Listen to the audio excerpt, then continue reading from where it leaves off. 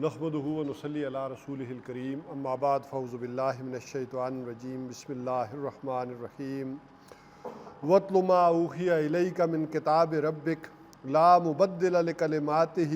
ولن تجد من دونہ ملتحدا واصبر نفسک مع الذین یدعون ربهم بالغداة والعشی یریدون وجہہ ولا تعد عیناک عنہم ترید زینۃ الحیاۃ الدنیا ولا تطع من اغفلنا قلبه عن ذکرنا واتبع هواه وكان امره فرطا وقل الحق من ربكم فمن شاء فليؤمن ومن شاء فليكفر انا اعتدنا للظالمين نارا احاط بهم سرادقها وان يستغيثوا يغاثوا بماء كالمهل یشوی الوجوہ بئس الشراب وساءت مرتفقا صدق اللہ العظیم رب اشرح لی صدری ویسر لی امری واحلل عقدۃ من لسانی یفقہوا قولی آمین یا رب العالمین۔ ہم مطالعہ کر رہے تھے سورہ عنکبوت کا اور اس میں اصل مضمون تھا ہمارا صبر و مصابرت، کہ جو لوگ مسلمان ہیں اور دین کے لیے کام کر رہے ہیں اصل میں ان کا صبر بھی کافروں سے بڑھ جانا چاہیے۔ اگر صبر میں بھی وہ آگے نہیں بڑھیں گے تو وہ پھر آگے کامیاب نہیں ہو سکیں گے۔ یعنی یہ نہیں ہے کہ جہاد ہے، لڑنا ہے، اس میں آگے بڑھنا ہے، لیکن ایک مقام ہوا ہے کہ صبر میں بھی ان سے آگے بڑھ جائے۔ یہی وہ نصیحت کی گئی انہیں، خاص کر غزوہ احد کے موقع پر بھی، کہ دیکھو اگر بدر میں ان کے 70 مارے گئے تھے اور 70 قید ہوئے تھے تو انہوں نے دل چھوٹا نہیں کیا، نہ ہمت آ رہی ہے، بلکہ پھر تیاری کر کے 1 سال بعد تمہارے سامنے موجود ہے۔ اور آج اگر احد میں تمہارے 70 جو ہے وہ شہید ہوئے ہیں تو تم کیوں دل چھوٹا کر رہے ہو؟ تو صبر میں بھی ان سے آگے بڑھنا ہوگا ان لوگوں کو۔ تو اس حوالے سے سورہ عنکبوت کا آغاز کا مطالعہ ہم نے کیا، بیچ میں انباء الرسل کا جو مضمون تھا اس کو ایک نظر ہم نے دیکھا، اور اس کے آخر میں جو آج کل کے حالات ہیں اس حوالے سے کہ جب انسان کے اوپر تشدد اور پرسیکیوشن ہو رہی ہو تو اس وقت جو ہے وہ کیا رہنمائی ہے جو قرآن دیتا ہے ہمیں۔ اس حوالے سے اس پہلی آیت کا مطالعہ تو ہم نے کر لیا تھا کہ اتل ما اوحی، اسی مضمون کی یہ آیت بھی ہے سورہ کاف کی آیت کہ واتل ما اوحی الیک، اور واتل ما اوحی الیک، اور تلاوت کیجئے ما اوحی الیک، جو کچھ بھی وحی کیا گیا ہے آپ کی طرف، من کتاب ربک، آپ کے رب کی طرف سے کتاب میں سے، یعنی جو بھی لوح محفوظ میں سے کتاب میں سے جو حصہ ہے جو آپ کو اس وقت تک نازل ہو چکا ہے اس کی تلاوت کیجئے۔ ابھی سن 4 اور 5 کی بات ہو رہی ہے تو کتاب میں سے جو کچھ بھی نازل ہو چکا ہے، یا وسیع تر مفہوم لیں گے تو یہ حضرت آدم علیہ السلام سے ایک سلسلہ چلا آ رہا ہے، اس میں سے جو حصہ آپ کا ہے اس میں سے تلاوت کیجئے۔ اچھا، اس میں ایک ہے کہ وتلو کے دونوں معنی ہوتے ہیں، کہ پڑھ کر سنا دینا بھی، اور ایک ہے کہ خود پڑھنا، دونوں معنی ہیں۔ اس میں پچھلی دفعہ میں نے وضاحت کی تھی کہ اگر اس کے ساتھ اللہ کی پرپوزیشن آ جائے، اللہ کا صلہ آ جائے تو اس کے زیادہ معنی ہوتے ہیں کہ دوسرے کو پڑھ کے سنانا۔ وَاتْلُ عَلَيْهِمْ نَبَأَ ابْنَيْ آدَمَ بِالْحَقِّ، وہ جو سورہ مائدہ میں آتا ہے کہ ذرا انہیں پڑھ کر سنا دیجئے آدم کے 2 بیٹوں کا قصہ حق کے ساتھ، تو وہاں اللہ کا صلہ تھا وَاتْلُ عَلَيْهِمْ۔ اور جہاں محض وتلو کا آ گیا معاملہ تو یہاں زیادہ امکان جو ہوتا ہے کہ خود پڑھنے کا ہوتا ہے، کہ وتلو ما اوحی، کہ جو کچھ بھی وحی کیا گیا ہے آپ کی جانب آپ کے رب کی طرف سے کتاب میں سے وہ خود پڑھیے، اس کی تلاوت کیجئے۔ اس پر ہم نے بڑی تفصیلاً گفتگو جو ہے وہ پچھلی نشست میں کر لی تھی۔ لا مبدل لکلماتہ، اس کی باتوں کو کوئی بدلنے والا نہیں ہے، یعنی لا مبدل لکلمات ہی کی ضمیر دونوں طرف جا سکتی ہے، کہ اس قرآن کی باتوں کو بھی بدلنے والا کوئی نہیں ہے اور اس کی باتوں کو بھی بدلنے والا کوئی نہیں ہے، دونوں مفہوم آ سکتے ہیں، اور دونوں کا معاملہ قرآن حکیم میں آیا ہے۔ ایک تو یہ ہے کہ یہاں اس مفہوم میں جو بھی انسان کے اوپر تشدد، آزمائش، ابتلا آ رہی ہے، یہ آ کر رہنی ہے، اس بھٹی میں سے سب کو گزرنا ہے۔ جسے کہتے ہیں کہ لن تجد لسنت اللہ تحویلا اور لن تجد لسنت اللہ تبدیلا، کہ اللہ تعالیٰ کی سنت تبدیل ہونے والی نہیں ہے کہ تمہارے لیے کوئی سنت تبدیل ہو جائے، کوئی اصول بدل جائیں۔ اللہ کا اس دنیا میں ایک قانون ہے، اصول ہے، وہ ایسے ہی چلتا ہے۔ وہ ایکسیپشنز ہوتی ہیں، بہت ایکسیپشنز، دور کی بات ہوتی ہے کہ کہیں اس کے ان قوانین کے اندر کچھ تبدیلی واقع ہو جائے، جسے شاہ ولی اللہ کہتے ہیں کہ یہ جو اللہ کی سنت ہے، اللہ تعالیٰ پسند نہیں کرتے کہ اپنی سنت میں تبدیلی لائے، الا یہ کہ بڑی کوئی واقعہ ہو جائے، استثناء ہو جائے۔ مثلاً اللہ تعالیٰ نے آگ میں جلانے کی سنت رکھ دی ہے، آگ جلاتی ہے، تو اللہ تعالیٰ اس میں تبدیلی نہیں فرماتے، الا یہ کہ بڑی استثنائی اور معجزانہ کیفیت ہو جائے تو وہ اس میں تبدیلی پیدا کر دیتے ہیں، ورنہ عام روٹین میں اللہ تعالیٰ اس کو پسند نہیں فرماتے۔ یہی وجہ ہے کہ تقریباً حضور صلی اللہ علیہ وسلم سے 50 برس پہلے کا واقعہ ہے کہ جب 60,000 جو صادق الایمان لوگوں کو آگ میں جلایا گیا، یعنی اس وقت کے عیسائی جو صادق الایمان، اس حضور صلی اللہ علیہ وسلم تو ابھی تک آئے نہیں تھے، اس وقت جو سچے دعوی ایمان پر قائم تھے، وہ جو صادق الایمان لوگ تھے عیسائی، ان کو جو ہے وہاں جو یہودی حکمران آیا ہے ذو لباس، اور اس نے جو بھی، ظاہر بات ہے کہ دنیا میں یہ عیسائیت کی اور یہودیت کی آپس میں بڑی کشمکش رہی ہے، بڑی شدید دشمنی رہی ہے ان دونوں کے درمیان۔ یہ تو قیامت کی نشانیوں میں سے ایک نشانی ہے کہ قیامت کے، یعنی جس کو کہیں گے کہ شروعات سے پہلے ان دونوں کے اندر دوستی ہو جائے گی، ورنہ شدید دشمنی رہی۔ تو وہاں جو ذو لباس تھا، اور حدیث میں بھی اس کا تذکرہ آیا ہے، حدیث میں تو بڑی تفصیل کے ساتھ اس کا تذکرہ آیا ہے اس واقعے کا۔ اصحاب الاخدود، یہ سورہ بروج کے اندر جو ہے وہ آپ کے لیے اس پر وہ ساری صورت ہے۔ تو اس نے 60,000 جو اس یہودی نے، یعنی اہل ایمان کو جو عیسائی تھے، اس میں بڑے دردناک واقعے بھی آتے ہیں کہ کس طرح ایک انڈیویجول اور ایک ڈیٹیل میں جو چیزیں آتی ہیں کہ ایک عورت جو جس نے نوزائیدہ بچے کو اٹھا رکھا تھا، دودھ پی رہی تھی، اور دودھ پلا رہی تھی اس کو، اور اس کو جھجک رہی تھی کہ میں بھی آگ میں چھلانگ ماروں یا نہ ماروں، تو بچے نے کہا جس اللہ پر تو ایمان رکھتی ہے کیوں گھبراتی ہے میری ماں، مار، میرے سمیت مار۔ تو یہ حدیث میں واقعات ہے، اور وہ ہوا کہ 60,000 جو ہے وہ جلائے گئے، تو کوئی زمین نہیں پھٹی، کوئی آگ ٹھنڈی نہیں ہوئی، کوئی آسمان سے بارش نہیں برسی۔ تو یہ وہ بات ہے کہ لن تجد لسنت اللہ تحویلا، اور یہی وہ واقعہ تھا کہ جس کی بنیاد پر پھر کیسر نے حبشہ میں جو چیف آف آرمی سٹاف تھا اس کو آرڈر کیا، جو اس کا وہاں گورنر تھا نجاشی کے زیر انتظام، کہ تم جا کر اس چیز کا انتقام لو۔ لہٰذا اس نے وہ حبشہ کا، وہ بھی جو بھی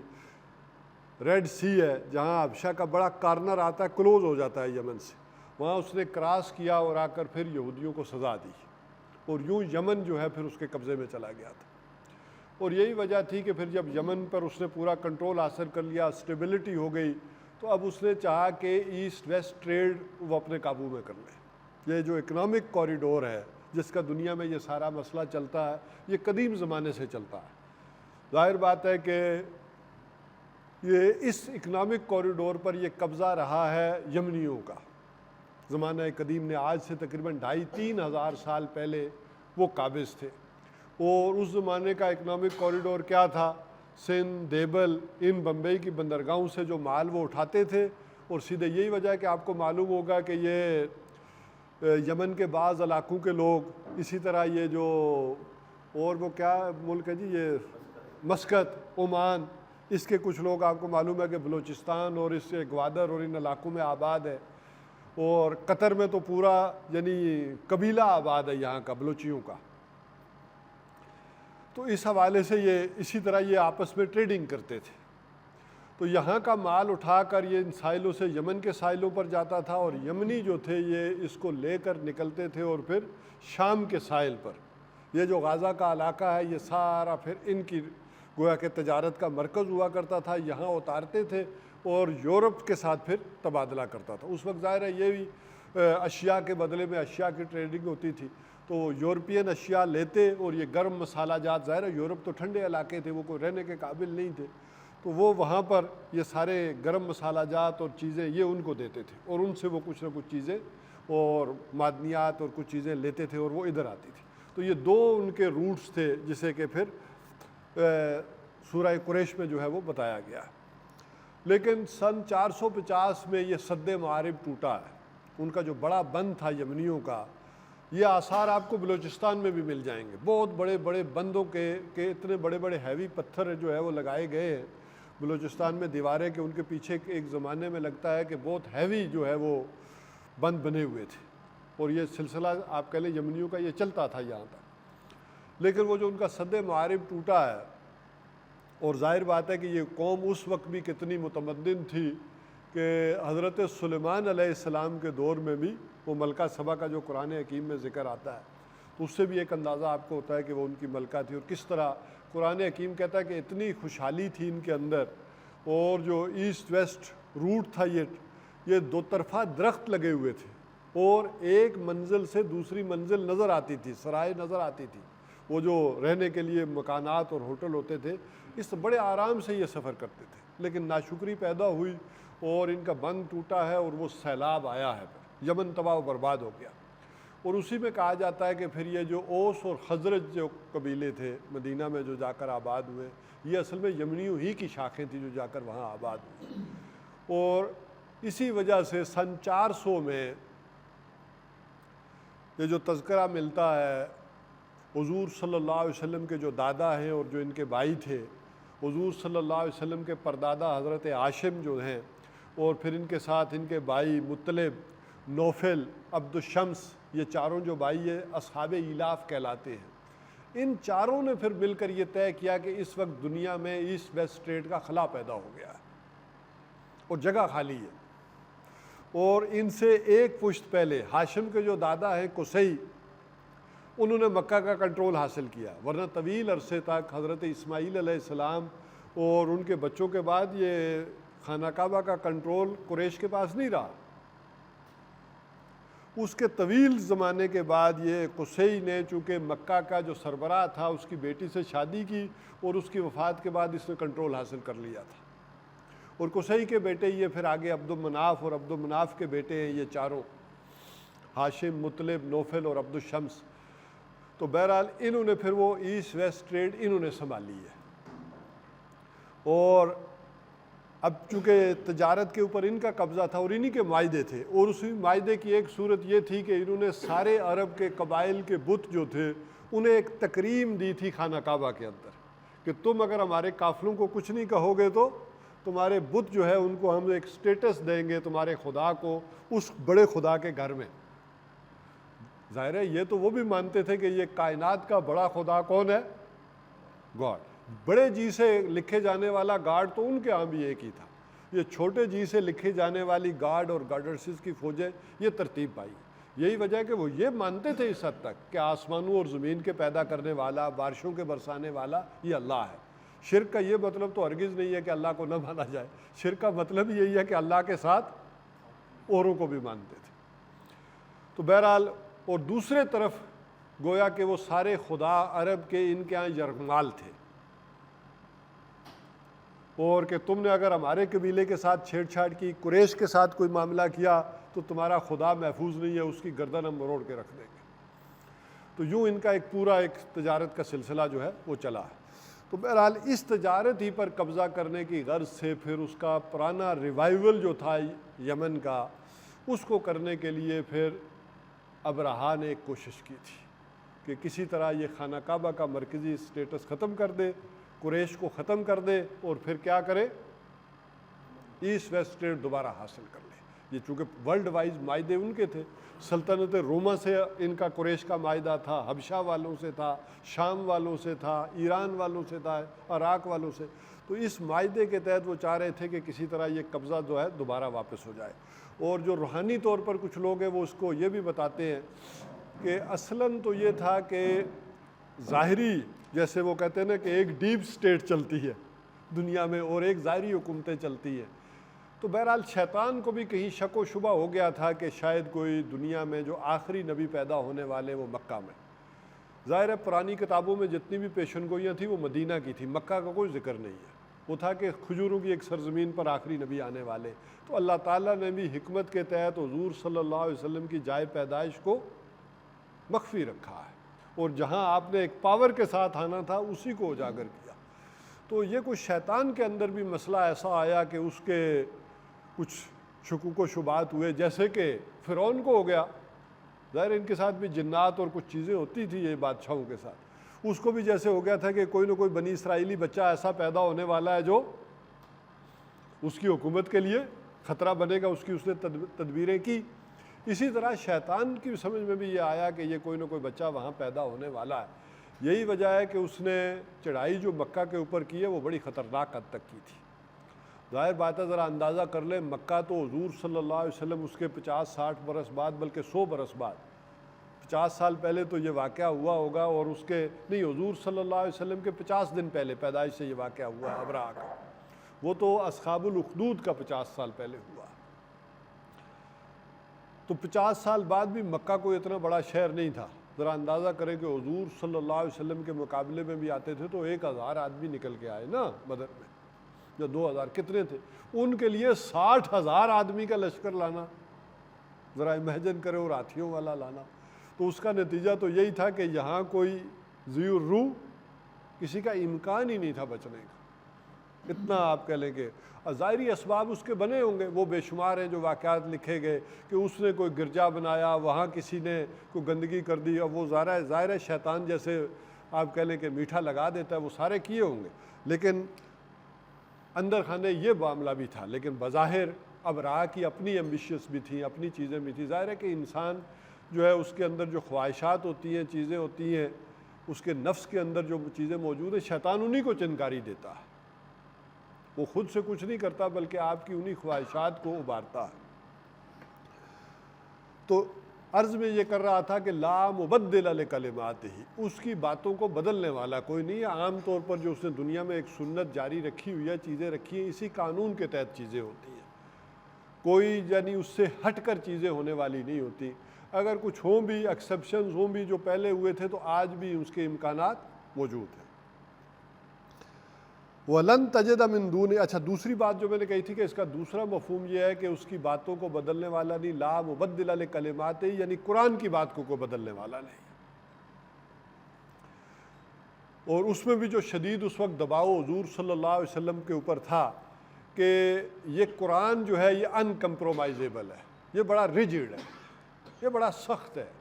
ایسا تو نہیں ہو سکتا نا کہ ہم ساری باتیں آپ کی مان لیں۔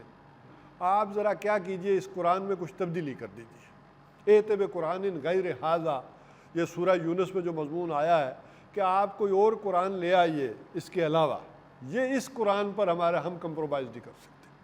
وہ جیسے برطانیہ کے وزیر اعظم نے کہا تھا کہ اپنی پارلیمنٹ میں قرآن کو لہرا کر کہ جب تک یہ کتاب موجود ہے دنیا میں سے کوئی فتنہ فساد ختم نہیں ہو سکتا۔ ان کے نزدیک ظاہر ہے مسلمانوں کا جہاد قتال یہ ان کی نظر سے دیکھیں گے تو ایک فساد کا معاملہ ہوگا کہ بوئے خون آتی ہے اس قوم کے فسانے سے۔ جس قوم کو یہ کہا جا رہا ہو کہ کیا کرو، وَأَنزَلْنَا الْحَدِيدَ فِيهِ بَأْسٌ شَدِيدٌ، کہ ہم نے لوہا اتارا ہے جس میں جنگ کی شدید صلاحیت ہے، تاکہ کیا کرو، لِيَقُومَ النَّاسُ بِالْقِسْطِ، لوگوں کے مابین عدل قائم کر دو۔ تو اب کیسے معاملہ ہو کر رہے گا جس قوم کو اس کی کتاب یہ تعلیم دے رہی ہو، جہاد اور قتال کی دے رہی ہو۔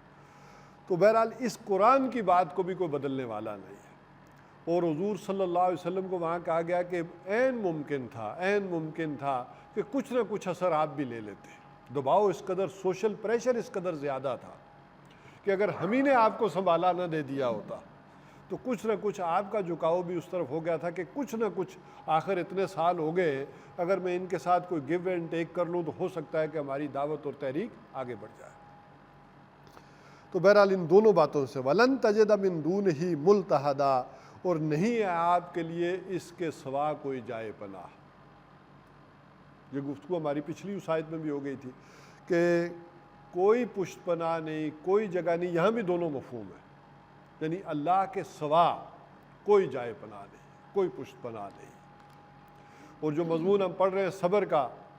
وَمَا صَبْرُكَ إِلَّا بِاللَّهِ، حضور صلی اللہ علیہ وسلم سے تو خود بھی یہ کہا گیا کہ آپ صبر نہیں ہے آپ کے لیے مگر کس کے سہارے؟ اللہ کے سہارے آپ کا صبر ہے۔ اور یہ ہے کہ قرآن کے سوا اب آپ کے لیے کوئی جائے پناہ نہیں، اور دنیا میں بھی مسلمانوں کے لیے اور کوئی جائے پناہ نہیں ہوگی۔ اب دنیا میں کوئی غار، کوئی ایسا اصحاب کہف کا غار، کوئی ایسی چیزیں محفوظ نہیں ہے کہ کسی دسترس سے باہر ہو۔ اب کوئی اصحاب کاف کا غار بھی ہے مسلمانوں کے لیے، یہ سورہ کاف کی ایک آیت چونکہ میں اس کے ساتھ پڑھ رہا ہوں تو اس سے ریلیٹ کر رہا ہوں، تو اب کوئی غار نہیں ہے اس قرآن کے علاوہ کہ جس میں انسان جو ہے وہ پناہ لے سکے۔ اصل میں قرآن وہ طاقت مہیا کرتا ہے انسان کو، اور اللہ تعالیٰ کے ساتھ اس کا تعلق اسے وہ طاقت اور صبر دیتا ہے کہ وہ بڑی سے بڑی پریشانی اور بڑی سے بڑی مشکل جھیل جاتا ہے۔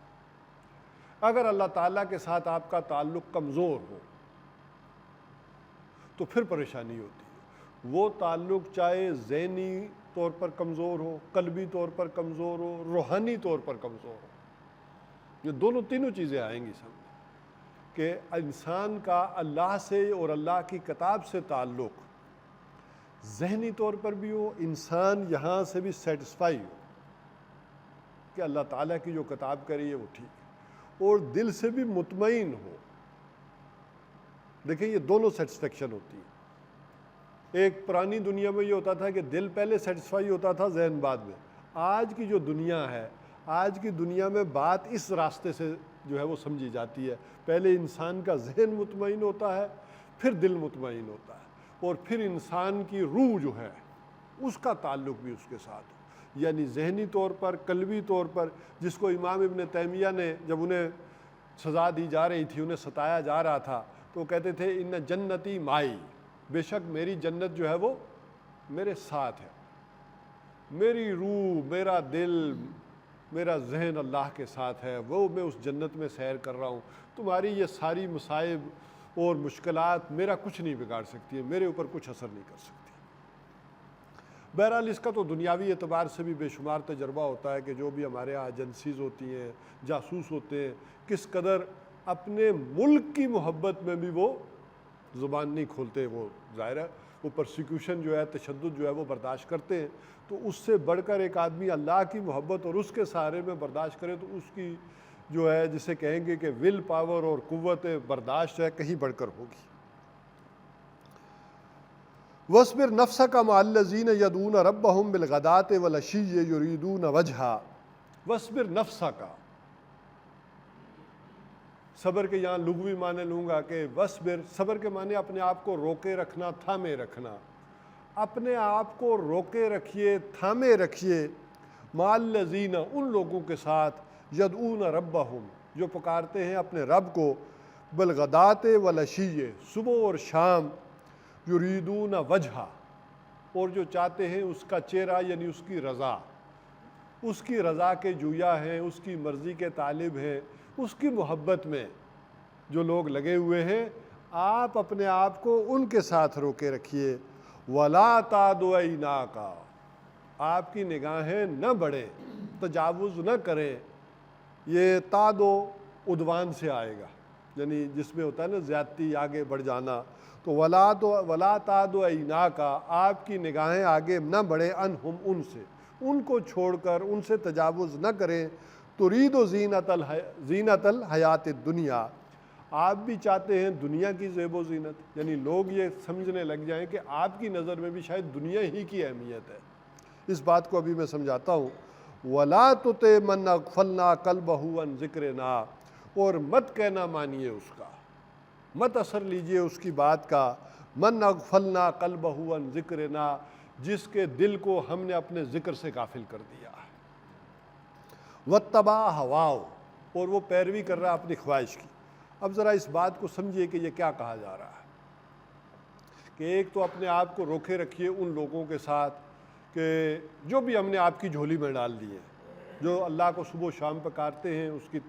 یعنی رضا کے جویا ہیں، تو ان کے ساتھ اپنے آپ کو روکے رکھیں۔ یہ جو بھی آگے ہیں، بلال آگے ہیں، خباب آگے ہیں، ابو ذر آگے ہیں، عبداللہ ابن مسعود آگے ہیں، آپ کے اس ایمان کے نتیجے میں دعوت ایمان، آپ ان کے ساتھ اپنے آپ کو روکے رکھیں۔ اب اصل میں ذرا بات کو سمجھیں کہ انبیاء علیہ الصلوۃ والسلام جس معاشرے میں آتے ہیں تو کچھ طبقات ہوتے ہیں، یہ گیون ہے، یہ انہوں نے پیدا نہیں کیے ہوتے، لیکن اس معاشرے میں وہ طبقات موجود ہوتے ہیں۔ اچھا، اس طبقات میں سے ان کی کچھ جو کام ان کے ذمے ہوتا ہے،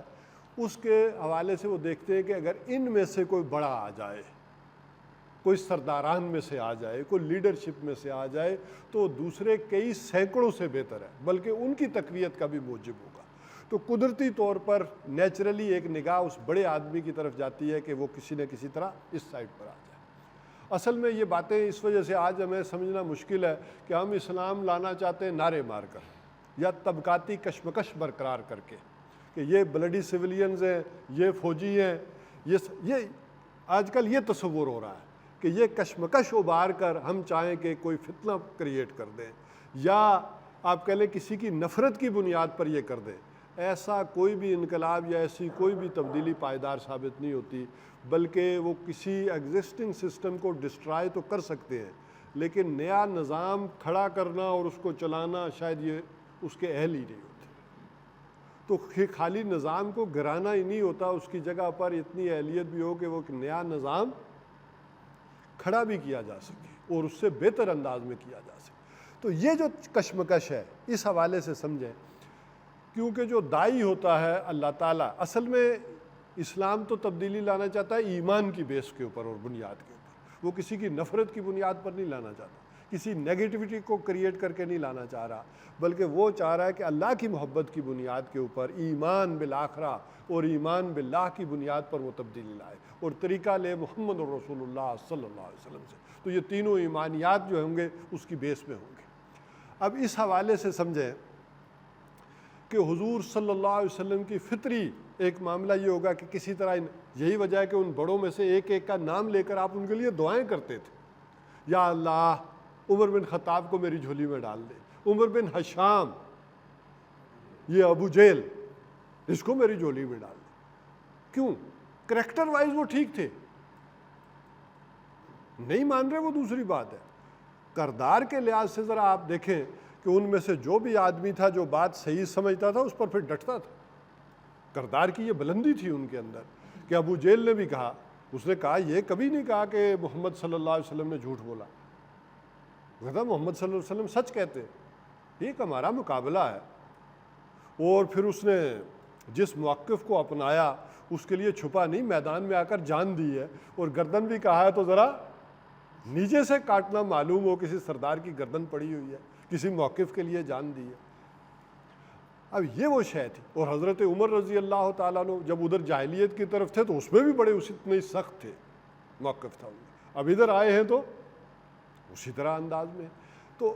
نیچرلی، اور یہی وجہ ہے کہ سورہ عبس وتولی ان جاءہ الاعمی، وہاں یہی پوری سورت جو ہے وہ آپ کہہ لیں ایک تہائی سورت بلکہ اس بات پر نازل ہوئی ہے کہ حضور صلی اللہ علیہ وسلم سرداران قریش کے ساتھ محو گفتگو تھے، تو عبداللہ ابن ام مکتوم آئے ہیں، اور چونکہ یہ اندھے صحابی تھے اور انہوں نے حضور صلی اللہ علیہ وسلم سے کوئی بات پوچھنی چاہی تو آپ کو ناگوار گزرا،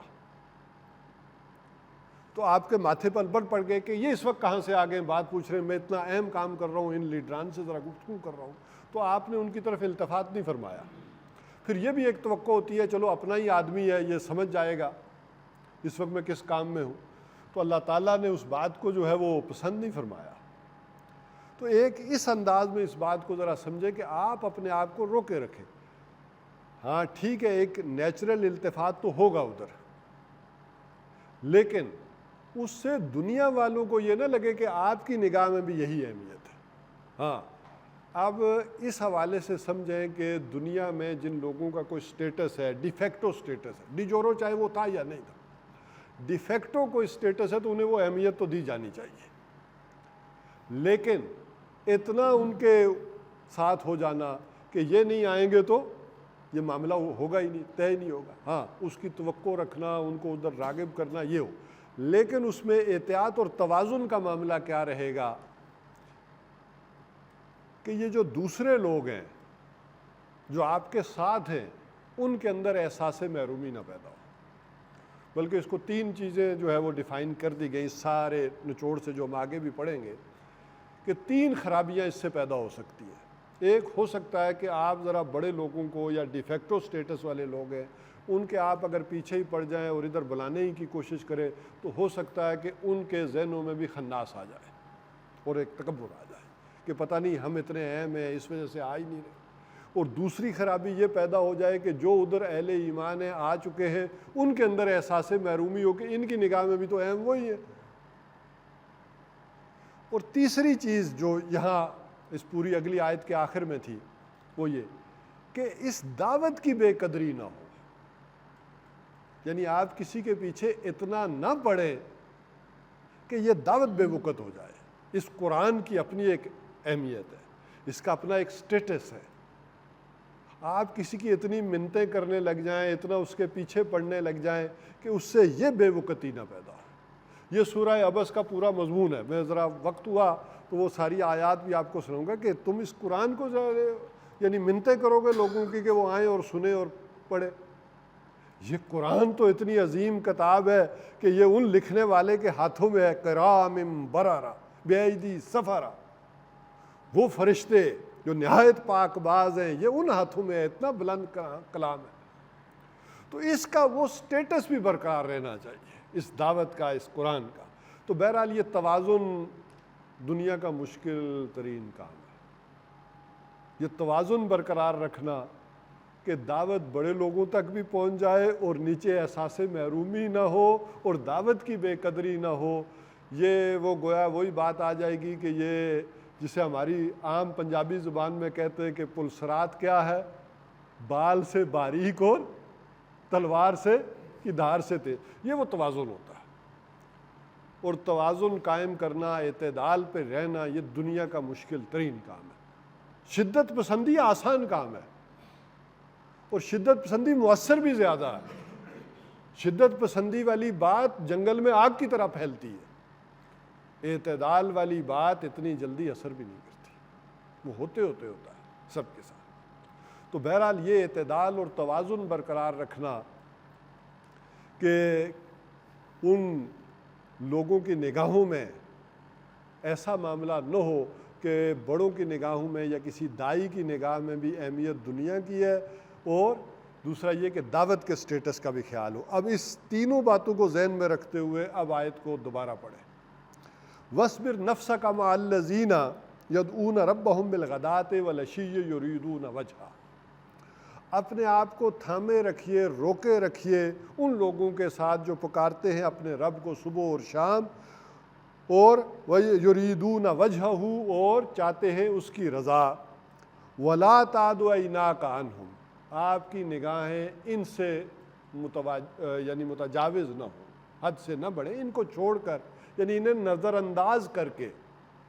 آپ کی توجہ ادھر دوسری طرف نہ ہو۔ ترید و زینت الحیات الدنیا، کہیں لوگ بھی ایسا نہ سمجھے کہ آپ کی نگاہ میں بھی اے نبی دنیا ہی اہم ہے، آپ بھی دنیا داری ہی کو چاہتے ہیں، انہی کو جو ہے وہ زیادہ پروٹوکول دیتے ہیں۔ جیسے میں نے کہا ایک دنیا کے حساب سے ان کا ایک جو اہمیت ہے وہ دی جائے، لیکن ایسا محسوس نہ، دلی تعلق وہ ان کے ساتھ ہونا چاہیے جو آپ کے ساتھ، اصل محبت ان کے ساتھ ہونی چاہیے۔ دعوت کا تقاضا یہ ہے کہ ان بڑوں کو بھی دی جائے۔ اب ذرا دوسری بات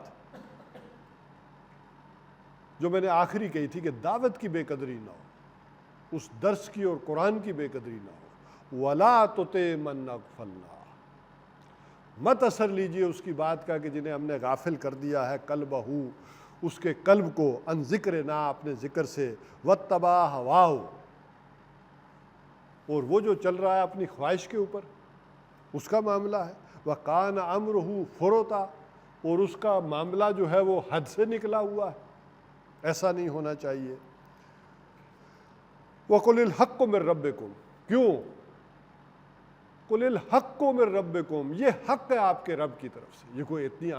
اتنی معمولی شے تو نہیں ہے یہ قرآن، یہ حق ہے اور سچ ہے۔ اسی کے اوپر تو گویا کہ دنیا اور ما فیہا کا معاملہ قائم ہے۔ فَمَنْ شَاءَ فَلْيُؤْمِنْ، جس کی مرضی ہے اس پر ایمان لائے۔ آپ نے ایک دعوت رکھ دی، پیش کر دی، اب یہ وہ سٹیٹس ہے کہ آپ منتیں کریں اور اس کی وہ آپ جسے کہتے ہیں کہ بڑی ہی بچ جائیں، نہیں، جس کی مرضی ہے ایمان لائے۔ وَمَنْ شَاءَ فَلْيَكْفُرْ، اور جس کی مرضی ہے انکار کرے۔ آپ کا کام یہ ہے کہ بات کو واضح کر دینا، کلیئر کر دینا، اب اس کی مرضی ہے۔ اِنَّا أَعْتَدْنَا لِلظَّالِمِينَ نَارًا، اور یقیناً ہم نے تو تیار کر رکھی ہے ان ایسے ظالموں کے لیے آگ، احاطہ بہم سرادقہا، اور اس کی جو لپٹیں ہیں، کناتے ہیں، یعنی آگ کی بڑی جو لپٹیں ہوں گی وہ گویا کہ ان کا احاطہ کیے ہوئے ہیں، ابھی نظر نہیں آ رہی ہیں لیکن یہ گویا کہ جلد ان لپٹوں کے اندر پہنچ جانے والے ہیں۔ وَإِن يَسْتَغِيثُوا، اور جب وہاں وہ استغاثہ کریں گے، فریاد کریں گے، یعنی پانی کے لیے، پیاس کے لیے اس آگ میں، یغاثوا بماء کالمہل، تو وہاں انہیں پینے کے لیے پانی دیا جائے گا کھولتا ہوا، یشفی الوجوہ، جس سے چہرے جھلس کر رہ جائیں گے، یعنی وہ پینے کے لیے گلاس اٹھائیں گے تو وہ بھاپ کا بھبکا اتنا تیز ہوگا کہ چہرے جھلس جائیں گے۔ بئس الشراب، تو کیا ہی برا ہے یہ پینا، وساعت مرتفقہ، اور کیا ہی بری ہے یہ آرام، جائے آرام، یعنی یہ ہے ان کا نصیب۔ لہٰذا آپ کو زیادہ کوئی فکر مندی اور پریشانی والی بات نہیں ہے۔ اب آ جائیں، یہ آیت ہم نے اس آیت کی سپورٹ میں پڑھی تھی، جو سورہ عنکبوت کی جو 5ویں رکوع کی پہلی آیت پڑھی تھی، اس کو میں دہرا دیتا ہوں۔ اس آیت پر چونکہ ہمارا پچھلا درس ہو گیا تھا، اتل ما اوحی الیک من الکتاب، تو تلاوت کیجئے اس کی کہ جو کچھ کہ وحی کیا گیا ہے آپ کی طرف من الکتاب، کتاب میں سے، واقم الصلاۃ، اور نماز کو قائم کیجئے، ان الصلاۃ تنہی عن الفحشاء والمنکر، یقیناً نماز روکتی ہے بے حیائی سے اور بری بات سے، وَلَذِكْرُ اللَّهِ اکبر، اور اللہ کا ذکر بہت بڑی بات ہے، یعنی اللہ سے اس ساری چیز میں اللہ سے ایک تعلق، جیسے میں نے کہا ذہنی، قلبی اور روحانی ایک تعلق ہو۔ ظاہر ہے اس آیت پر ہم پورا ایک درس کر چکے، گفتگو کر چکے ہیں، میں آگے بڑھتا ہوں۔ وَاللَّهُ يَعْلَمُ مَا تَصْنَعُونَ، اور اللہ کو خوب معلوم ہے جو کچھ وہ کرتے ہیں، جن مصروفیات میں ہیں، جن صنعت کاریوں میں وہ لگے ہوئے ہیں۔ اب یہاں سے ہمیں شروع کرنی تھی بات نئی، وَلَا تُجَادِلُوا أَهْلَ الْكِتَابِ إِلَّا بِالَّتِي هِيَ أَحْسَنُ، اور مت جھگڑا کرو اہل کتاب سے إِلَّا بِالَّتِي هِيَ أَحْسَنُ، مگر اس طور پر جو بہترین ہو، اچھے انداز میں، إِلَّا الَّذِينَ ظَلَمُوا مِنْهُمْ، سوائے ان میں سے جو ظالم لوگ ہیں، وَقُولُوا آمَنَّا بِالَّذِي، اور تم ان سے کہو کیا، وَقُولُوا آمَنَّا بِالَّذِي، اور ان سے یہ کہو کہ ہم ایمان لائے اس پر، انزل الینا، جو کچھ کہ نازل کیا گیا ہے ہماری طرف، وانزل الیکم، اور جو کچھ کہ تمہاری طرف نازل کیا گیا ہے اس پر بھی ہم ایمان رکھتے ہیں، وَإِلَٰهُنَا وَإِلَٰهُكُمْ، اور ہمارا الہ بھی اور تمہارا الہ بھی واحد، ایک ہے، وَنَحْنُ لَهُ مُسْلِمُونَ، اور ہم تو اسی کے فرمانبردار ہیں۔ اب یہ کس کنٹیکس میں یہ آیات آ رہی ہے، کیا ہے، اس کو بھی سمجھ لیتے ہیں اور آج کے حالات میں بھی اس کو دیکھ لیتے ہیں۔ جہاں تک بات آ رہی تھی اس وقت، تو چونکہ سن 4 اور 5 میں جیسے وہی مضمون چل رہا تھا کہ شدید پرسیکیوشن کا دور تھا مکہ کے اندر، اس کا پس منظر بھی میں بیان کر چکا کہ کس طرح حضرت خباب آئے ہوں گے، انہوں نے حضور سے بیان کیا ہوگا کہ دیکھیں میری پیٹھ جو ہے وہ، میری چربی پگھلی ہے تو کوئلے بجھے ہیں۔ سب سے پہلے تو ان سے آپ کو معلوم ہے کہ بلکہ یہ جو پرسیکیوشن ہوئی ہے بچا ہوا تو اس سے کوئی بھی نہیں تھا، لیکن خاص کر غلاموں کا طبقہ اور نوجوان، یہ لوگ شدید اس کے اندر آئے ہیں، لپیٹ میں آئے ہیں، اور انہی میں سے وہ بھی جو حلیف خاندان تھے یا زیر اثر رہ رہے تھے، جن میں آل یاسر کا معاملہ بھی بڑا شدت والا رہا ہے اس دور میں، یعنی حضرت یاسر بھی یہ کہیں یمن ومن کے علاقے سے آئے تھے۔ معلوم ہوتا ہے کہ انہوں نے بھی کو بچپن میں خواب دیکھا تھا، اور اس خواب کی بنیاد پر یہ مکہ چلے آئے، اور یہاں آ کر انہوں نے رہنے کی اجازت طلب کی، تو ابو جہل کے چچا نے انہیں اجازت دے دی تھی رہنے کے لیے اپنے پاس، اور پھر بعد میں یہ حضرت سمیہ ابو جہل کے چچا کی لونڈی تھی، ان سے ان کا نکاح ہو گیا تھا، شادی ہو گئی تھی حضرت سمیہ سے، اور یہ وہاں رہ رہے تھے، اور چونکہ جب یہ ابو جہل کے چچا کا انتقال ہو گیا ہے تو اب گویا اس کی پراپرٹی کے طور پر یہ فیملی بھی ابو جہل کے کنٹرول میں آ گئی تھی، لہٰذا پھر شدید پرسیکیوشن جو ان کے اوپر ہوئی ہے اور کوئی ہاتھ روکنے والا نہیں تھا وہاں، چونکہ ظاہر ہے میرے زیر اثر ہے، میرے تابع ہیں، میرے مزارے ہیں، میں جو چاہے مرضی کروں، جیسے میرا غلام ہے، میری بکری ہے، میں نے ذبح کر دی، کون پوچھ سکتا ہے؟ تو اس معاشرے میں یہی تھا، میرا غلام ہے، میں نے مار دیا یا ذبح کر دیا، تم وہ کون ہوتے ہو پوچھنے والے؟ تو اس میں یہ شدید پرسیکیوشن والا معاملہ ہے غلاموں کے طبقے پر، اس پر جیسے حضرت خباب، تو سب سے پہلے تو رؤساء قریش نے ان کے پیسے روک لیے کہ جس نے پیسے دینے تھے سب نے روک دیے کہ کوئی پیسے نہیں ملیں گے۔ ظاہر ہے وہ لوہار تھے اور ہتھیار جو ہے وہ تیز کرتے تھے، کوئی کھدالے ہوں، تلواریں ہوں، جو بھی ہے، برچیاں ہوں، نیزے ہوں، وہ سارے۔ تو ایک تو وہ ان کی پیمنٹ رک گئی، وہاں علیحدہ پریشانی، اور اس پر مزید پریشانی یہ کہ انہوں نے جب پیسے جیسے طلب کیے، مانگے، تو اس کا نتیجہ یہ نکلا کہ انہی انگاروں پر انہیں لٹا دیا۔ تو بہرحال اس پرسیکیوشن میں پھر بالآخر حضور صلی اللہ علیہ وسلم نے، خود حضور صلی اللہ علیہ وسلم، لیکن حضور صلی اللہ علیہ وسلم پر یہ جرأت کسی کو نہیں تھی، وہ قریش سے تھے، کہ کوئی اور آدمی ان کے اوپر تشدد کرتا، وہ ان کے قریبی ہی کر سکتے تھے، وہ ابو جہل کر سکتا تھا، ابو لہب کر سکتا تھا، جو بالکل فیملی کے نیئرسٹ آدمی تھے، باقی باہر سے کسی کو ہمت نہیں ہو سکتی تھی کہ قریش کے کسی آدمی کے اوپر کرے جو ان کی اہمیت تھی وہاں پر۔ تو حضور صلی اللہ علیہ وسلم نے اجازت دے دی کہ تم حبشہ کا حکمران بڑا نیک دل ہے، تم وہاں ہجرت کر جاؤ، لہٰذا 2 قافلے پھر یہ جو ہے وہ گئے ہیں ہجرت کر کے حبشہ میں۔ تو اب پہلی انٹریکشن ہونے والی تھی عیسائیوں کے ساتھ براہ راست مسلمانوں کی، اب اس کے لیے ہے کہ یہ رہنمایا ہدایات جو ہے وہ دی گئی ہے۔ اس میں بھی 2 مفہوم ہیں جو مفسرین نے لکھے ہیں، ایک ہے کہ وَلَا تُجَادِلُوا أَهْلَ الْكِتَابِ، کہ مت جھگڑا کرو اہل کتاب سے، الا باللتی ہی احسن، مگر وہ جو نہایت ہی بہترین طریقے پر ہو۔ اس میں سورہ نحل کی وہ آیت لے آئے کہ جو جنرل اصول ہے، اہل کتاب سے نہیں بلکہ پوری دنیا میں ایسا ہی رہے گا کہ ادعو الی سبیل ربک بالحکمت والموعظۃ الحسنۃ وجادلہم باللتی ہی احسن۔ یہ 3 طریقے بتائے گئے اپنی بات کو پہنچانے کے، ایک نہایت مدلل انداز میں، کہ ظاہر ہے دنیا میں جو انٹیلیجنشیا ہوتی ہے وہ محض واضح و نصیحت سے بات نہیں مانتی، وہ دلائل۔ قرآن کہتا ہے کل ہاتھو برہانکم، کہ لاؤ کوئی تمہارے پاس دلیل ہے، تو ظاہر ہے ایک دوسرے کو بھی آ کے وہ بھی کہے کہ ذرا دلیل لاؤ، بات کرتے ہیں اس سے۔ تو یہ دلائل سے بات جو ہے یہ سننی پڑتی ہے، وہاں محض فتووں کی بنیاد پر دعوت نہیں چل سکتی، نہ کوئی اسلام سے متاثر ہو سکتا ہے، بلکہ وہاں آپ کہہ لیں دلیل سے قائل ہونے والی بات ہوتی ہے۔ آپ بے شک کہتے رہیں کہ سود حرام ہے، سود حرام ہے، لیکن ایک اکانومسٹ، اس کو سمجھانا پڑے گا اکنامکس کی روح سے کہ یہ کیسے نقصان دہ ہے نوع انسانی کے لیے، کس انداز میں ہے۔ اس کو کوئی جاپان کی مثال دینی پڑے گی کہ انہوں نے کیسے زیرو کر کے اپنی قوم کو جو ہے وہ اوپر اٹھایا ہے۔ بلکہ کراچی میں ایک ایسے صاحب بھی ہیں کہ انہوں نے وہاں امریکہ سے پی ایچ ڈی کی اس پر، ابھی بھی ہے، مجھے بڑی الیکسل ہے کہ وہ آتے رہتے ہیں اور پوچھتے بھی ہیں بات۔ تو انہوں نے وہ جو پی ایچ ڈی کا مقالہ لکھا تھا، ذرا یہ ہوتا ہے ڈیفرنٹ انداز میں بات سمجھانا، تو انہوں نے ذرا آپ حیران ہوں گے، انہوں نے اس انداز میں مقالہ لکھا کہ اگر آپ دنیا سے سود ختم کر دیں تو اوزون کے جو آپ نے رولا ڈالا ہوا ہے کہ معاشرے میں اور پوری دنیا میں ماحولیاتی خطرات ہیں، تو اوزون جو ڈسٹرب ہو رہی ہے اور نقصانات جو ہونے والے ہیں ماحولیات کا آپ نے ڈنکا بجا رہے ہیں، اگر آپ سود ختم کر دیں تو وہ ریپیئر بھی ہو جائے گی اور یہ ماحولیات کا معاملہ ورلڈ وائز ختم ہو جائے گا۔ اس قدر انہوں نے اور ان کے مقالے پر بین لگ گئی، وہ پبلش نہیں ہو سکتا، نہ انہیں اجازت ہے کہ اس کو کہیں دے سکتے ہیں، وہ امریکہ کے اندر ہے۔ بہرحال انہوں نے مجھ سے تو کمنٹ کیا تھا کہ آپ کو ایک کاپی میں شائع نہ کیجیے گا، لیکن میں آپ کو ایک کاپی جو ہے وہ دوں گا، آپ اسٹڈی کیجیے گا۔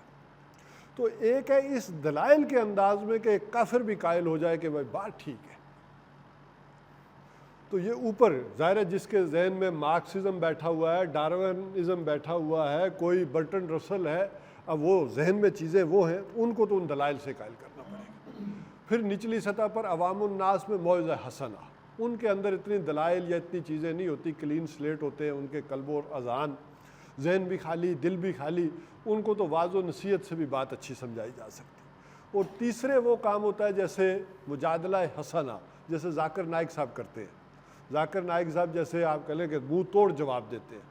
وہاں دلائل سے بات سمجھانی نہیں ہوتی بلکہ اگلے کو منہ بند کرنا ہوتا ہے دلیل سے، یہ مجادلہ حسنہ کی قسم ہے۔ اور اسی حوالے سے آیت کے حوالے سے جو پچھلے سال میری ان کی بات ہوئی تو یہ ہمارے ہاں جو ظفر صاحب ہیں انہوں نے مجھ سے کہا کہ وہ کہتے ہیں کہ انٹرنیشنلی کیا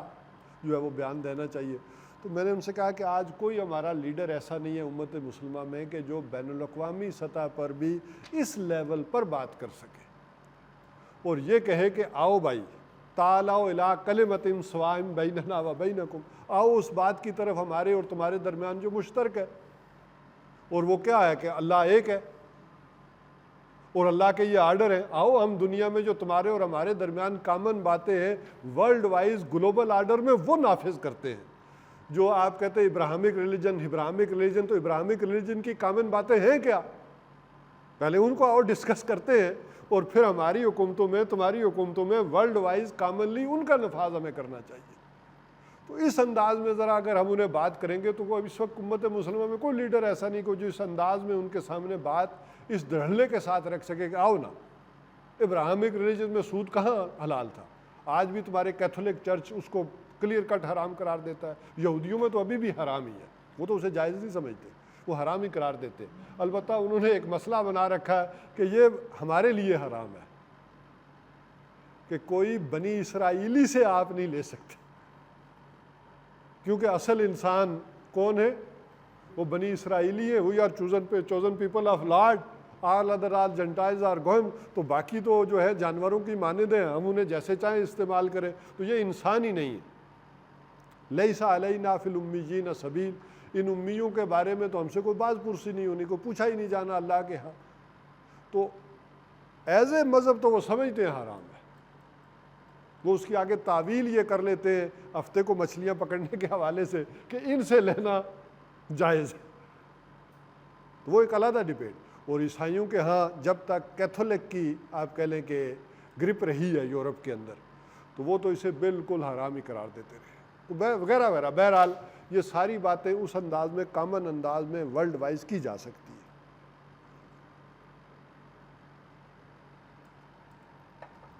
اس کا دوسرا مفہوم کیا ہے؟ وَلَا تُجَادِلُوا عَلَى الْكِتَابِ إِلَّا بِالَّتِي هِيَ أَحْسَنُ إِلَّا الَّذِينَ ظَلَمُوا. ایک گرامر کا اصول یہ کہ دو الا آ جائیں تو دونوں کینسل کر دیتے ہیں ایک دوسرے کو, کہ وَلَا تُجَادِلُوا عَلَى الْكِتَابِ إِلَّا بِالَّتِي هِيَ أَحْسَنُ اور پھر إِلَّا الَّذِينَ ظَلَمُوا. تو اس کا معاملہ یہ ہوگا کہ ان سے منہ ہی نہ لگاؤ. اس کا ایک مفہوم یہ نکلے گا جھگڑا کیا کرنا ہے, بلکہ ان سے بات چیت ہی نہ کرو, کوئی منہ ہی نہ لگاؤ. اور اس کی بھی قرآن حکیم میں مثالیں ہیں. وَإِذَا خَاطَبَهُمُ الْجَاهِلُونَ قَالُوا سَلَامًا. اور ایک وہ معاملہ بھی اہل کتاب کے ضمن میں بھی آ جاتا ہے کہ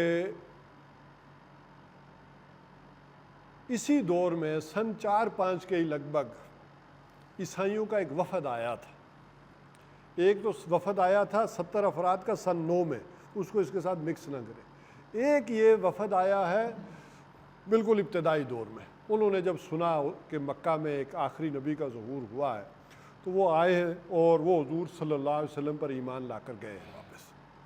اور اس پر ابو جہل وغیرہ نے, پھر انہیں ابو لہب نے بڑے فکرے چست کیے ہیں ان کے اوپر. وہ 7ویں پارے میں جو بات آتی ہے کہ جب انہوں نے سنا اللہ کے کلام کو تو ان کی آنکھوں سے آنسوؤں کی جھڑیاں جو ہے وہ لگ گئی.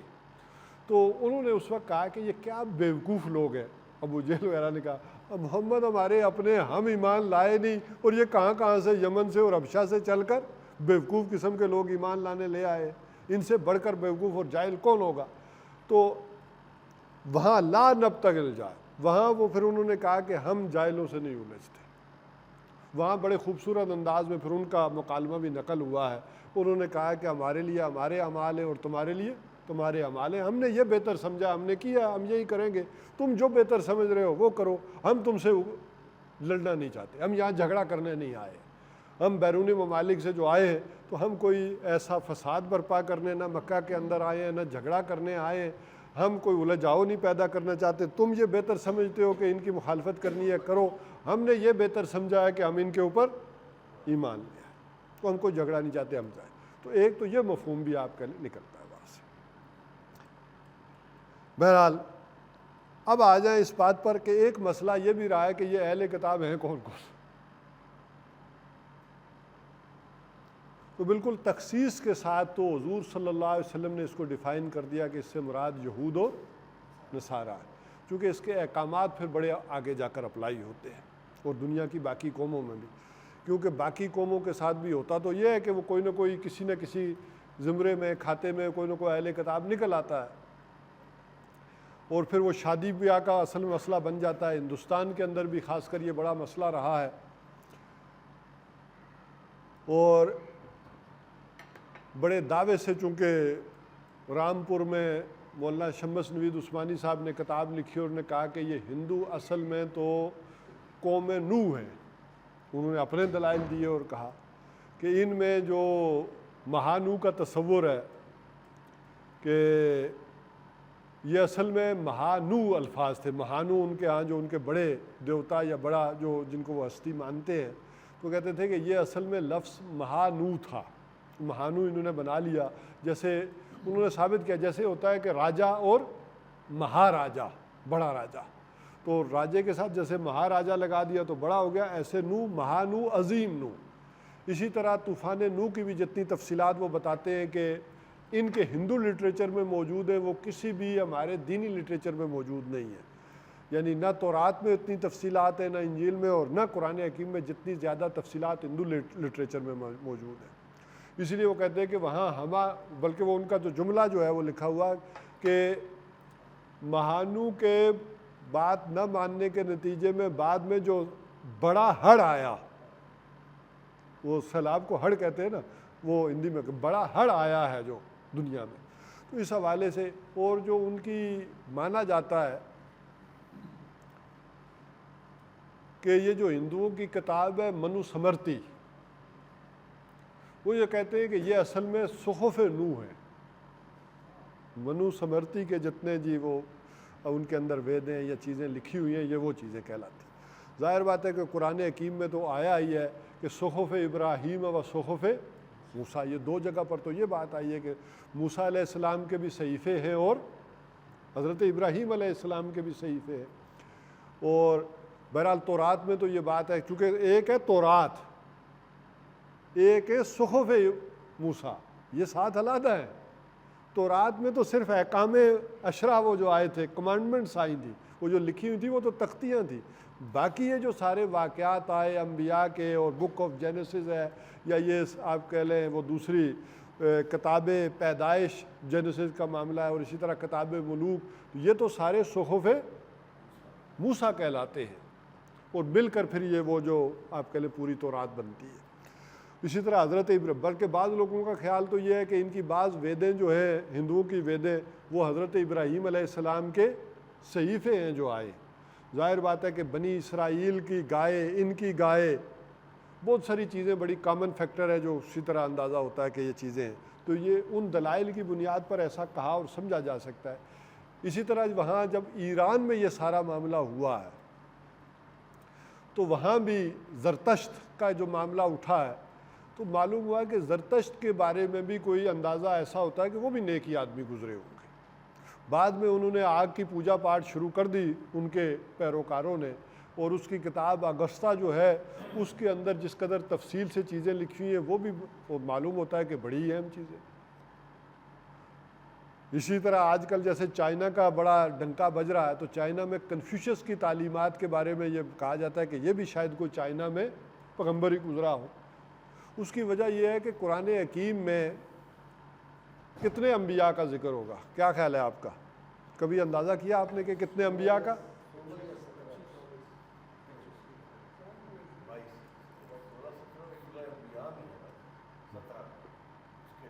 17 تو ایک جگہ آئے،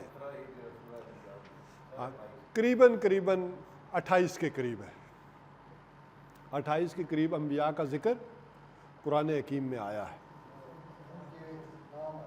نام آتے ہیں جنہیں تعین کے ساتھ جنہیں ہم کہہ سکتے ہیں۔ اچھا، لیکن ویسے ہم کیا کہتے ہیں کہ ہیں 1.25 لاکھ انبیاء آئے ہیں دنیا میں۔ اور ذرا ہم شروع ہی کرتے ہیں تو سورہ بقرہ کے اندر دوسری آیت میں کیا آ جاتا ہے؟ الف لام میم کو ذرا 2 منٹ چھوڑ دیں۔ والذین یؤمنون بما انزل الیک وما انزل من قبلک وبالآخرۃ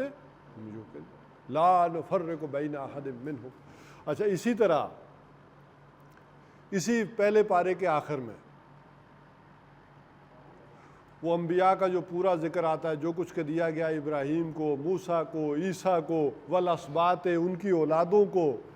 اور جو کچھ دیا گیا باقی انبیاء کو، ہم سب پر ایمان رکھتے ہیں. تو ایک معاملہ تو یہ ہے کہ قرآن حکیم میں بھی آیا کہ باقی بھی بے شمار انبیاء آئے. بہرحال یہاں معاملہ یہ بن جائے گا کہ پھر احکامات کا کیا معاملہ ہوگا. تو صحابہ کرام کے معاملے میں پھر وہاں طے ہوا کہ چند چیزوں کو چھوڑ کر باقی قوموں کے معاملے میں بھی انہی صاحب اہل کتاب کا اطلاق ہم جنگ کے معاملے میں کیا کریں گے. لیکن خصوصاً یہود اور نصارہ کے ساتھ ان کا معاملہ تھا کہ ان کا معاملہ باقی قوموں کے حوالے سے نرمی کا ہوگا. ایک تو یہ آپ کو معلوم ہے کہ ان کی خواتین کے ساتھ شادی بڑی کلیئر کٹ بات ہے کہ ہو سکتی ہے، قرآن نے بھی کہہ دیا اور محمد رسول اللہ صلی اللہ علیہ وسلم. اسی طرح ان کا ذبیحہ، یعنی ان کا جانور جھٹکا نہ کیا ہو، ذبح کیا ہو، جو چاہے وہ کسی عیسائی نے کیا ہے چاہے کسی یہودی نے کیا ہے، وہ بھی کھا سکتے ہیں. اب یہ اطلاق باقی قوموں کے اوپر نہیں ہے. تو اگر کسی قوم کو سمجھا بھی جائے گا تو یہ، البتہ اسی حوالے سے پھر بے شمار لوگوں نے پھر کچھ اور چیزیں گنجائشیں نکالی ہیں. لیکن اصل معاملہ یہ ہے کہ شرعی احکام کے طور پر پھر جب ہم معاملہ کریں گے تو اس حوالے سے شرعی احکام کے معاملے میں ان دو ہی کو کنسیڈر کریں گے. باقی دنیا میں اور بھی بے شمار قومیں اہل کتاب ہو سکتی ہیں، بلکہ اس اعتبار سے کہیں گے تو ایک تو اہل کتاب کا مطلب وہ ہے کہ جنہیں کتاب دی ہے اللہ تعالیٰ کی طرف سے آئی ہے، وہ ہے ان کے پاس، اس کا امکان ہو سکتا ہے. ویسے تو علامہ اقبال نے وہ جو ابلیس کی مجلس شورا میں کہا ہے، اس نے تو کارل مارکس کو بھی اہل کتاب کا ہی کہا ہے کہ یہ جو رشیا میں انقلاب آیا ہے. کیونکہ اس کے جب ایک چیلے نے کہا تھا کہ ہے مگر کیا اس یہودی کی شرارت کا جواب، کیونکہ یہ کارل مارکس بھی یہودی تھا، اس کی شرارت کا کیا جواب ہے. نیست پیغمبر دل بغیر داری کتاب، پیغمبر تو وہ نہیں ہے لیکن اس کی بغل میں بھی وہ کتاب ہے جس نے دنیا میں بہت بڑی انقلاب لایا، تبدیلی پیدا کرتی. تو یہ اس طرح کا اہل کتاب والا معاملہ نہیں ہے کہ دنیا کے جو رائٹرز نے لکھی یا کی وہ الہامی کتابوں کے بارے میں ہے. تو بہرحال آج کی گفتگو ہم یہاں ختم کرتے ہیں، پھر اس سے آگے انشاءاللہ العزیز آگے چل. ابھی تک کا جو کوئی سوال ہوگا پھر ابھی ہم سوالات کو لے لیتے ہیں. تو اس ایک آیت کو ہم نے اگلے سبق کے طور پر بھی لے لیا.